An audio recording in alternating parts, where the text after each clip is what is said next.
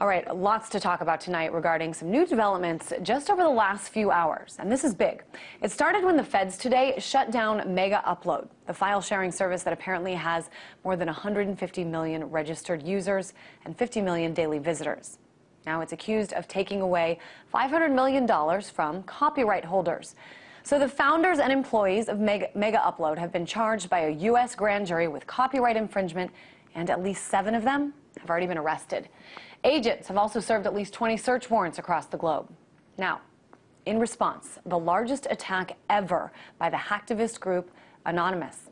They attacked and successfully shut down the sites for the U.S. Department of Justice, the U.S. Copyright Office, Universal Music Group, the Recording Industry Association of America, and the Motion Picture Association of America. Now, you may have heard of some of these anonymous-related hacks in the past to take down other government websites, but never have they gone after so many at once. So right now I've got Barrett Brown, founder of Project PM, also a man who's worked with Anonymous on various operations. He's in Dallas, Texas right now. Barrett, I just want to confirm first that this is indeed the largest ever attack. Is that right? It seems to be an attack of that nature. There were a number of targets, high-profile targets that were taken down in some instances for quite a while. There were a number of lesser assaults on whitehouse.gov, defense.org, defense.gov, and a certain French music industry association as well that was taken down. I think it's still down, actually, as of this time. All right, so I know that it was the U.S. Department of Justice that actually announced this retaliation, I guess, against Megaupload, and then you guys went after U.S. Justice Department. Talk to me about why you picked some of the other websites. I think I have a hunch that it might have to do with SOPA and PIPA, and then also what can we expect next? I've been keeping my eyes here on whitehouse.gov, but what's on the horizon here? Well, these DDoS attacks are all being perpetrated under the banner of Megaupload, and so from that you can sort of see the extent to which this was prompted. These reactions were prompted by Megaupload going down, and about 7 minutes, it's within 70 minutes of Megaupload's raid and new status having been announced, Anonymous put out a press release and had already taken down justice.gov and then a few others. So obviously it couldn't have come at a worse time in terms of the government's standpoint. They could not have chosen a worse time to take down Megaupload, coming as this is the day after all of these websites blacked out in protest of SOPA. And this, obviously, the Megaupload issue definitely falls into that under other issues. So now, in addition to everything that was planned in terms of attacks and chaos for today, several effective operations, were done on the banner of Operation Megaupload. Now, in the meantime, over at my group, Project PM, which includes some Anons and some others, we launched, likewise, as Russia Today reported earlier today, and as Washington Post is about to report, another operation called Operation Donkey Punch. This is predicated on the idea that here we've had a number of congressmen switch their votes in a period of 24 hours based on the blackout, participated in by Reddit and others, while also with these Democratic congressmen who are still planning to vote yes on SOPA and support it. And the reasoning from their standpoint is that they're not going to get any retaliation. There's so many of them, it'll go under the radar. They'll be able to support SOPA, keep getting their money from their donors in that industry, and move on with their lives. We seek to change that. Now, I should fill our viewers in.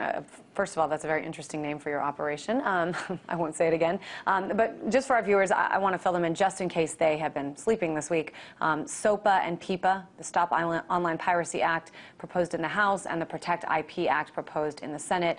As you mentioned, a major change in many lawmakers who were once for it, now coming out against it, especially after some of these blackouts yesterday by the websites, including Wikipedia. Google had a symbolic blackout. But apparently, Barrett, the government didn't need SOPA and PIPA to make these arrests today. So I'm wondering what you think. I mean, where does this battle go from here? Well, I think what it illustrates is that even without SOPA having been passed yet, the federal government always had tremendous powers to do some of the things that they want to do.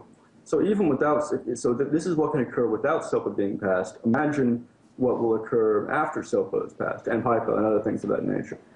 I mean, they're not giving up on this. This is a war they plan on fighting, you know, to the end, and so do we. So we can expect a great deal of havoc of the sort we see today. We're going to see it. We're going to see it in a stepped-up fashion. We're going to see more people learning how to use the LOIC tool that's used in taking down websites. That's what I was going to say, Barrett. I mean, what does it mean when you say this will not end until you succeed? I mean, obviously you succeeded momentarily, or Anonymous succeeded momentarily in shutting down some of these websites, but you know they're back up right now. What are you hoping to achieve? Well, this is a long effort. A victory will look like this. There will not be any more bills floating around the Senate with the intent of doing these things. There will be, in fact, new bills put in by the few sort of technocratic members of the Congress that will specifically seek to stop these sorts of things. And it's not going to end for a while, this process, by which, I mean, it's going to be impossible for us within just a few weeks or a few days to prevent any more of these bills to go forward and to prevent things like Megaupload from being raided. But we can get to that point, and it's a number of steps. And the first step is showing people that are lobbyists, that are congressmen, et cetera, that it's not going to be practical to be on their side, because in the long term, this is the winning side, ours. Now, I want to ask you, I mean, I know you haven't said whether or not you've participated in today's attacks. Give you the opportunity to say that if you want, but even showing your face on here, Barrett, I mean, what happened today is certainly illegal. Why are you willing to show your face? Why are you willing to come out and talk about this and affiliate yourself with what's going on here? Well, my name's been openly used since my Project PM days early on, before I got involved in Anonymous, and I've remained, you know, I don't, if I don't care about the rules of America, you can imagine how much I care about the rules of Anonymous, you know. So I go with my face. Also, I'm more useful as a name fag than I am just as another person with his name hidden. Have you been approached by the government at all?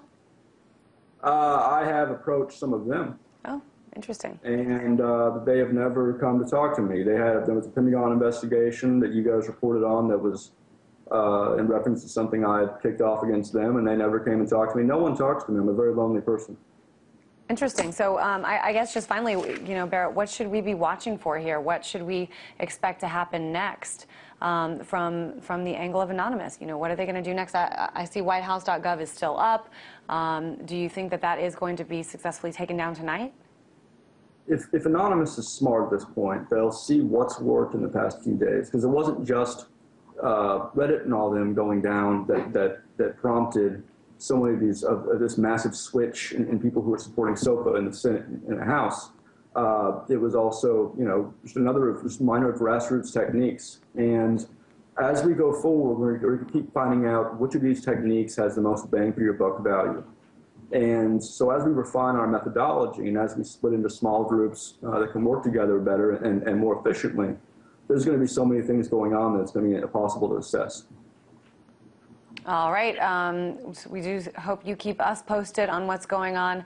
RT.com is certainly reporting on the very latest in all of this. It was big news today. Once again, the biggest hacking attempt takedown by Anonymous in its history.